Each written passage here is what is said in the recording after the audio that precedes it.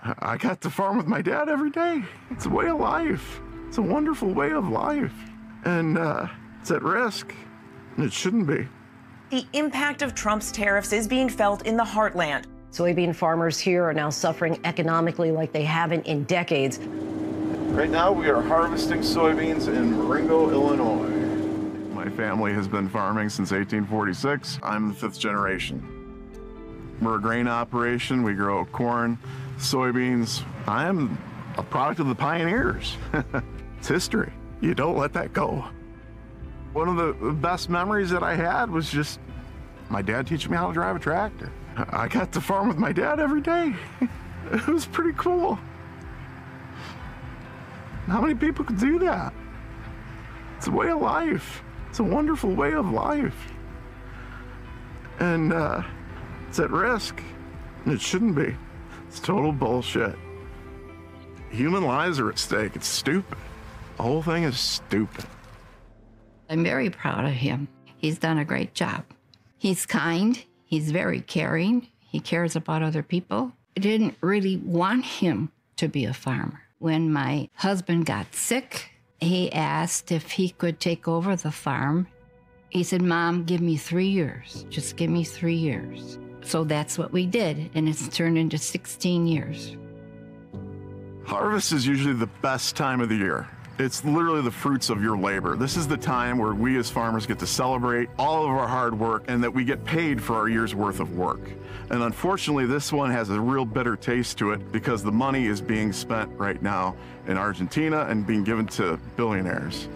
Farming's hard enough as it is, dealing with Mother Nature, but this year especially is very challenging because of the tariffs that have been put upon us. Our cost of production has increased and our markets have dropped dramatically.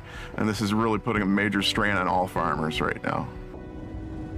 If anybody who's not a farmer and they say, well, what do I care about what's happening with farmers? What does that matter? Well, in Illinois, 20% of all jobs revolve around agriculture. And when farmers have money, we spend it, and we spend it on really big high-ticket items like combines or tractors, all of whom are made in major Rust Belt areas. And those are really high-paying, good jobs, and that trickles down to the waitresses who get better tips, to our schools because people have more income, the schools get better funded. And right now, we're just in a major holding pattern because we have no income. The American people are hurting right now. The farmers are hurting right now. There is absolutely no reason for this. Our grain prices are down. We have tariffs. We have a bumper crop. We don't have people to sell it to. China hasn't bought one of our beans. We don't have those markets anymore because of the tariffs. Did you hear? Us soybean farmers, we're going to get $15 billion. Let's just have a party and celebrate, right? No, let me explain why I, as a soybean farmer, don't care for any of these government programs, whether it's the current bailout being discussed, or will be if the government ever reopens, who cares, or the supplemental disaster relief program, or whatever other one-off program that the government comes up with to bail out the farmers. It's not us asking for it. The farmers that I know or talk to and see on social media aren't the ones that want these programs. Let me explain. If you rely on farmers to do business, you probably want the farmers to have money, right? The agricultural input industry has a massive lobby in the United States, and they're the ones pushing for this program. If you're an equipment manufacturer, you're a seed company, you're a chemical manufacturer, you're a fertilizer supplier, heck, if you're a big landowner, you need the farmers to have money to buy your products. It's not us that wants it. This is all coming from the ag input suppliers trying to keep their prices artificially higher so that they can make their money, and the farmers will be the ones that take the fall if they got the bailout. Do you think the government is going to write a check to the manufacturer of this green combine? No, not a chance. But if they write thousands of checks to the farmers and then we go and spend our money with them, they can charge $750,000 for a tractor instead of being reasonable, right? Same thing with the seed companies. Why are we paying $300 a bag for seed corn? Well, because we can, apparently, and they know that we can. If the government would stay out of these things and not give away this kind of money on a large scale, everything would be better off for the farmers. Now, I know some of you are already typing, well, just don't take the money, right? Wrong. That doesn't work. Because if I stand on principle and say we aren't going to take this money, but they give it to everybody else, all of my inputs are still way up here. They're still high, right? It still costs me a huge amount for equipment, for fertilizer, for seed, for all of the other things that we have to buy. And all of my neighbors now have that money. Neighbors meaning the guy next door, the farmers in Iowa, halfway across the country. They can all afford to do it because they took the government payout, the government bailout money, and I didn't. Either nobody gets it or everybody does. The government should not pick winners and losers. I don't like any of it, but I can't just not take it. You guys with me? Am I right or wrong here? You can tell me if I'm wrong. Good morning, good evening, and good afternoon, Africans. I hope you're faring well where you are, and if you ain't faring well, please fare well where you are. You see, choices have consequences. If you do good, expect good. If you do bad, expect bad. There's no way a mango tree will give rise to thorns. It doesn't happen that way. It is not in their nature to do that, right? See, right now Donald Trump is the president of the United States of America. And him being the president of the United States of America is because he was voted in. And because he was voted in, it's because he was selling a slogan, right? And the slogan was, "Make America Great Again." What does that mean? You see, making America great again, it varies. It varies a lot depending on whom you ask. If you ask me what does making America great again entail, I'll give you a totally different answer as a black person in Africa. But if you ask the same question to a Republican today, they'll also give you a totally different answer. Making America great again is not an objective mindset. Making America great again is a subjective mindset, right? And there is where we have a problem. You see, morality in itself can never be subjective.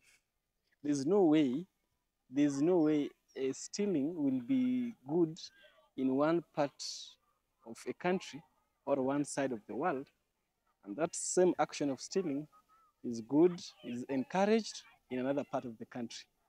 There's no way such a thing would happen, right?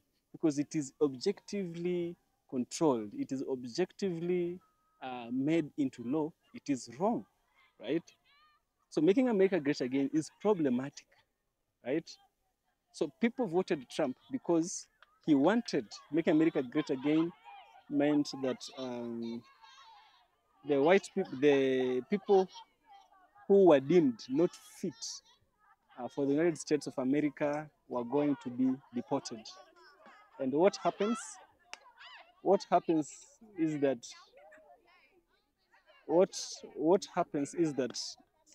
Donald Trump was being racist, right? He was being racist. He didn't care about the families he was going to break.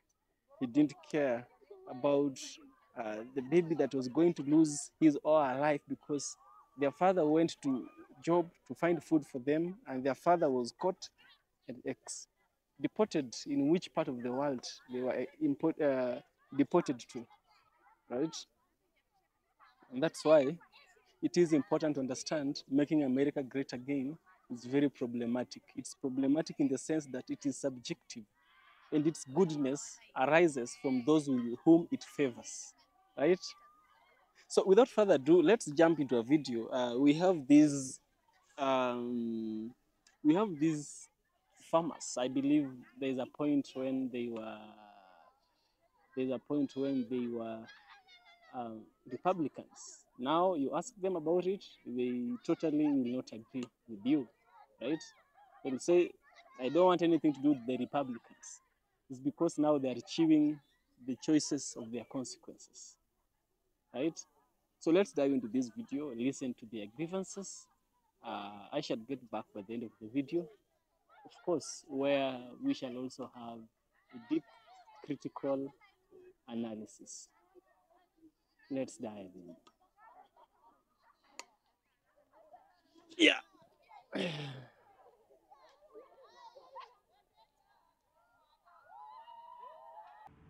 I'm looking at the commodity prices of where they're at, which is how I get paid. I'm having a real difficult time trying to give a positive outlook for 2026. When President Obama was in office, we had a wonderful jolt of energy because we had an administration that said, we're going to have advanced biofuels power our country. And then Trump got in there and decided to have his trade wars again and everything else and to roll back all those environmental protections, and the ag economy started to tank. Joe Biden gets in there again. Hey, we're going to have advanced biofuels. We're going to have airline fuel that comes from corn-based ethanol. What happened? Prices went up again, up to an all-time high, right where they were. Trump gets back in there again. We're going to have a trade war, and boom, prices are tanking again. President Trump is said to be considering a bailout of at least $10 billion for farmers. That may be too little too late. We don't want a bailout. We want a market. Bailouts are Band-Aids. We aren't even made whole off of this. That's money that should be going towards senior citizens. That's money that should be going for the Affordable Care Act. That's money that should just be going to regular tax cuts for normal Americans and not billionaires. What he is doing is destroying our markets. And when those markets disappear, we're not going to get them back. We need to have a new policy. We need to have an ag policy that works for farmers again. And we know what works. We have to be able to make a living doing this. The years that we do the best are when our products are in demand. And our products, overwhelmingly for the history of this country, are in demand when we have a strong export market. And we have to keep those markets alive. We have to do that. And this administration isn't doing that. People came to this country for opportunity. Opportunity equaled land. And we're giving that up. And it's wrong. It's absolutely wrong. Part of the reason why the greatness of this nation is because we take care of people, and there's values of the family farm that need to be upheld.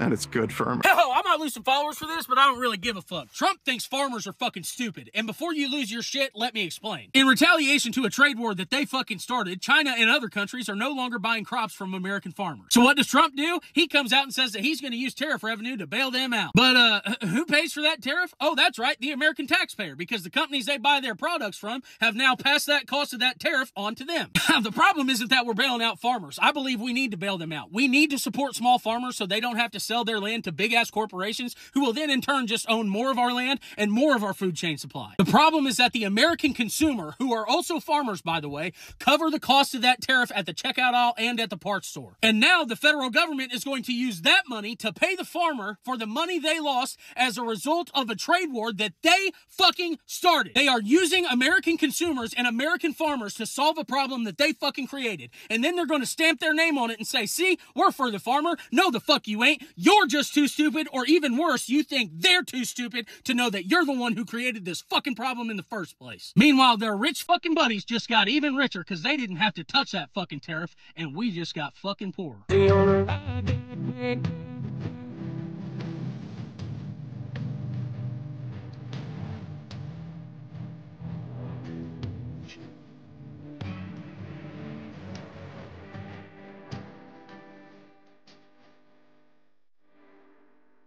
Trump's bailout could have the added effect of hurting American farmers, who, we should note, are already suffering immensely under the effects of Trump's chaotic whipsawing global trade war. For the second time in a decade, Trump has picked a fight with China at the expense of American farmers, who make up, obviously, a pretty sizable portion of his political base. You see, American farmers grow a lot of soybeans, and China buys them. Last year, China bought over half, 52% of our total soybean exports. They are our largest customer. Billions and billions of dollars. This year is a different story. You see that graph? This graph shows our soybean exports to China over the last year. That line in May is where sales stopped entirely, kaput, completely, all as a result of Trump's tariffs. Farmers are now left with crops they cannot sell, and it is having an absolutely catastrophic effect on their livelihoods. Okay, so how does Argentina factor into this? Well, guess what? Argentina also grows a lot of soybeans. And Trump's buddy, President Milei, just slashed export tariffs to make it much cheaper for China to buy them. In other words, China is replacing American-grown soybeans with Argentinian-grown soybeans. And Trump is bailing out Argentina as they take sales directly away from American farmers. Bailing out Argentina doesn't help my market. Sending me the tariff money that me and every other taxpayer in this country is paying for. I buy parts and I buy groceries and I'm paying the tariffs exactly like everybody else is. Sending me that money doesn't fix my problem. I mean, to me, currently, all we want to do is throw money everywhere at problems instead of actually sit down and try to fix one.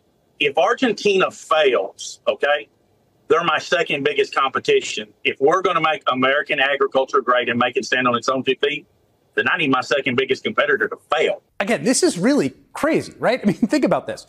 Trump is explicitly, through his unilateral actions, hurting his own country, the farmers in his own country who voted for him by huge margins in order to help out his right-wing buddy in Argentina, all while the government that his party controls remains shut down. It is a set of circumstances almost beyond parody for the so-called American first. Trump just made a post on Truth Social and talking about China purposely stopped buying American soybeans and that it's an economically hostile act. Then he threatened to stop buying cooking oil from China.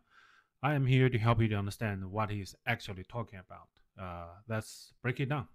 First, China used to be the biggest buyer of U.S. soybeans. Most of the soybeans are for cooking oils or for animals, cows and pigs and chickens, all that kind of stuff. This is not hostility. That's economics. This is capitalism, which American politicians love it until it doesn't work in their favor. When you tax and threaten your main customer, they move to another suppliers. That's how free trade works. Now, you probably already know, but Trump didn't mention the U.S. Treasury recently approved about $20 billion of financial package for Argentina. Political aid to, disguise as economic support. Basically, the U.S. want Milei to stay in place, and that's why they give him the money. Right after that, Argentina cut export tax on soybeans, and China immediately bought around 20 ships of Argentine soybeans, which carry about 65,000 tons. So U.S. taxpayers' money ended up helping Argentina undercut U.S. farmers. This logic is just mind-blowing. This is not foreign victory. This is a self-inflicted damage. Now the cooking oil thing. The U.S. does not really buy cooking oil from China. It buys used cooking oil, waste oil, grease, connected from restaurants to make biodiesel, jet fuels, and those oils powers trucks and planes, not really kitchens. The reality is the trade war does not really hurt China's government. They hurt American farmers. They hurt the same working class who voted for him, and because they believe that he was fighting for them. And every time when working class hurt, it is always the government's fault. It's incompetence of the government. The social dynamic or the social antagonism is always between the ordinary working class people and the government. If the people hurt, it's government's fault. So you don't have to blame left and right or that kind of culture, or that kind of crap. It's government's incompetence. Anyway, I have more videos like this on Substack, link in bio, or visit grumpychinese.com. Thank you. Take care. Donald Trump just attacked China's drop in soybean purchases on his Truth Social, calling it an economically hostile act and threatening to sever cooking oil trade. Here's what's missing from his post. China hasn't bought a single U.S. soybean this year. What was once billions in trade is now zero. in 2024, US soy exports to China were around like 12 billion, 13 million, the backbone of many, many farm incomes. China shifted to Brazil and Argentina, cheaper, reliable producers, and it's gonna unlikely shift back. As for cooking oil, he says, Trump is probably speaking about the trade in used cooking oil. The US imports a massive amount of it from China due to biofuel demand. But here's the thing. Used cooking oil import flows are already under pressure from new tariffs. This isn't about soybeans or oil. It's about narrative control. He's presenting a blunder as fealty and turning economic chaos into patriotic theater. So farmers, I don't know. Watch your backs. As a farmer, we get up one morning and you give Argentina, which is our second biggest competition in the world. They're the largest exporters of soybean meal in the world. So I get up one morning, I turn the news on, and you give $20 billion of taxpayer money to my competition. And then the Chinese buy, I think the figure is 30 or 40 containers, ships, which is about 65,000 metric tons per ship, which is like 2.2 million bushels. So they buy 12 or $14 billion worth of soybeans from the Argentinians after the tax holiday. And here's the caveat to it. They give $2.30 over the November board, while I'm getting 50 cents under the November board. So that makes the Argentinian soybeans about $12.42 a bushel. I think that's the real figure they gave. So all my premium went. Scott, I just lost you there at the end. You said your premiums go. They all went to Argentina. Damn it, Obama and Biden. Because of you all, the United States can't sell their soybean, and farmers in West Virginia can't sell their shit, and they're going to lose their homes. And if it wasn't for Biden and Obama, none of that would happen, because then Trump wouldn't have had any reason to go to war with China. And they wouldn't have any reason to be boycotting. Get the fuck out of here with that shit. And I'm not going to lie. We were talking about how we want to feel bad for the farmers, because what happens to them happens to us. The problem is they didn't care what was going to happen to us, and it's happening to them first. And you cannot feel sorry for farmers when they done this to themselves. They done this. They endorsed him. They all went out and voted for him, knowing what he did to them his first term. They're like, well, he won't do it again. Okay.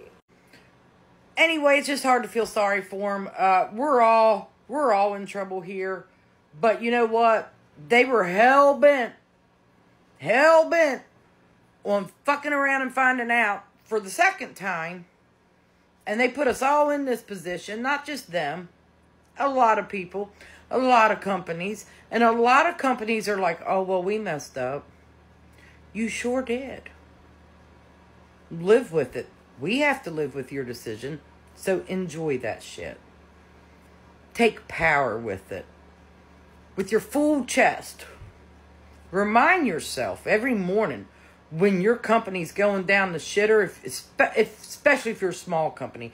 Because they like the big companies. They just don't like the small. Small businesses, they ain't for all that shit. With your full chest, make sure you tell yourself every morning, we done this. Have a great day. You know, I don't think it's really hit home the amount of damage that Donald Trump has done to our farmers. This is old Texas Paul. Hope your coffee's as good as mine. Hell, I hope it's better. I really do. I hope you're having a good day and hope you're having a good cup of coffee. Yeah, I don't think people have, including our farmers, have really had it sink in yet what's happened. Other nations, like Argentina and Brazil, have all expanded their soybean production. There's no fixing this. Those markets aren't coming back. China's not coming back to us to buy the way they once did. This is permanently broken. And I honestly, I actually don't know that it's going to make a difference with farmers. Because I've never met anybody that was MAGA. I never met somebody that painted Trump on the side of their barn that didn't put that cult first, even over their farms. I really don't believe that they're going to come back to reality and do what needs to be done, which is to put Democrats back in power, to even remotely have a chance of recovering any of those markets. Right now, we're in a very dire situation. September's upon us, harvest is starting in the deep south, and we have 0 bushels of soybeans on the books to be sold to China for this current crop that's about to come out of the field. This is what happens when a bunch of entitled, MAGA voting Americans stand on a box and push isolationist policy, like tariffs. You guys said that all the other countries will be affected by these tariffs, but we as Americans are untouchable. Let's isolate America. We don't need any other countries. Let's put America first. Well, the soybean farmers who overwhelmingly voted for Donald Trump fucked around and found out that that just isn't the case for them. Most of their soybean crops are bought by China because America does not consume that many soybeans. They rely on China to buy the soybean crops. China earlier this year came out and said, ew, we don't want your soybean crops. You can sell them to someone else because we're going to go to Argentina to get ours. That's exactly what they did, and like you just heard the soybean farmer say, they have nothing on the books. They have nobody to buy their soybean crops, and they are SOL for it. I don't know, maybe you should have put America first and grown corn. You should have switched to corn, I guess. You chose to grow soybeans, which just quite simply, I guess, is not putting America first. You should have chosen potatoes. If you wanted to go full isolationist and vote for a man who wanted to isolate us and, like, throw away our relationships with foreign nations, that's what you chose. And now no one wants to buy your crops. Crops that you grew knowing that they needed to be exported, yet voted for Trump anyways. Classic. My name is Mercedes Chandler. I don't feel bad for you guys. Give me a follow. I'm going to show you a perfect example of media malpractice. It's this CNN clip where this soybean farmer is talking about how bad things are right now. Watch.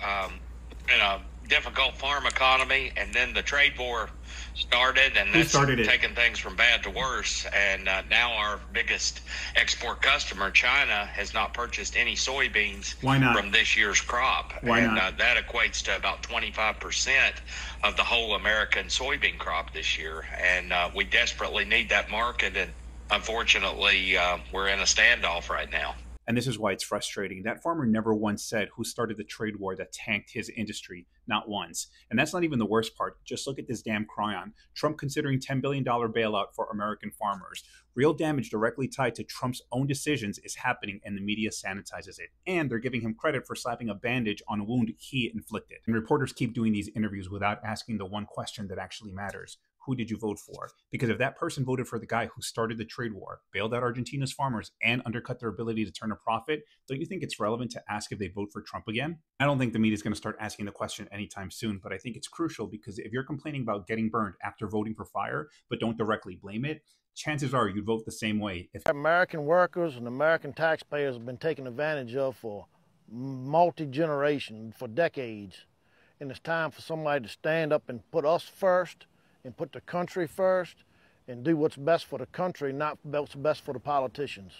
Even if you as a farmer suffer. That's right. I mean, some people would hear that and be quite surprised that you're prepared to put your livelihood, your family's livelihood, on the line for the sake of politics. Well, that's my duty as for being the head of my household. I've got to do what I got to do, what's going to be better for the future, better for the kids. It's not about today, it's about the long term. The long game is where the rewards are going to be. But don't the price of tariffs and what happens in commodity markets like soybean, doesn't that affect you in the short term and affect your ability to provide for your family? Look, tariffs will probably have a detrimental effect on soybean price in the near future. In the long term, it'll probably work out. I'm a farmer. I deal with bad weather. I deal with dry weather. I deal with torrential rains. We deal with hurricanes. What's a tariff going to do? You know, I got to raise a crop. If I was worried, I'd stay home and not raise a crop. If I was worried about it, I still got to get out there and raise my crop to to get the price. If you don't get the yield, it doesn't make any difference. You know, I got to deal with all these other things. What's a tariff? I can't control that, so it is what it is. Yeah. So after clearly watching this video, here is my deep critical analysis. Just as I told you before, choices have consequences. The actions you do today, you will enjoy their fruits maybe tomorrow or any other day. But be promised. It's not a promise. It's not a prophecy. It's a promise. Either good or bad, there's always a consequence that you will come to face one time, one day, right? The people who are voting, making America great again, are now crying. You cannot say that voting is an ill deed. We cannot say that voting is a vice. No, we can't say that. Actually, it's not sinful to vote because according to my Christianity, it said that give Caesar what belongs to Caesar and give God what belongs to God. That is how it goes, right? Yeah. So if once you understand that there's a place for the authority in the religious text, you understand there's nothing wrong with you voting. However, here is where the morality, here is where the ethics of it comes from. The ethics comes from the intent. What was your intention while you were doing such an action, right? What was your intention? So I want you to think of this example. You are in the dark sea, sailing. As you are in the dark sea, something comes and hits you hard. Let's call it a boat. Another boat comes and hits you really hard. And you start thinking, you just get angry all of a sudden, right? You become mad, which is natural. We expect you to be mad. We don't expect you to come out and, you know, start laughing, no. It's a normal human reaction for you to become mad, right? And then, all of a sudden, there comes a thunderstorm. The thunderstorm comes and it flashes light. It flashes light, right? So once it flashes the light, it illuminates the area and you are able to see the boat that hit you. To your surprise, the boat was empty and it was just pushed by the wind, right? So believe me, this is what will happen. Your anger will dissolve. Your anger will dissolve. Since there was no one there who was controlling it, there's no one who had an intention of hitting you. Now you understand it clearly and you understand it well, right? This is what happens when people do things under what they call their rights, but their intentions are ill. And this is the same thing that makes now the voting to be something that was deliberate to affect, something that was deliberate action to uproot, or rather to oppress a certain group of individuals who are deemed unfit, who are deemed inferior, right? Because we know very well America's foundation is that of racism. The founding father found America through the sweat and the blood of the black Americans, and the sweat and the blood also of the Indians, the red Indians, so are they called, right? The original inhabitants. So tell me, a country is built by the sweat and the blood of the oppressed. How then do you say that the country is stable? How then do you say that the country is great? If your greatness comes from oppressing people, then your greatness is not greatness. Your greatness should be supplementary. Your greatness should be complementary as well.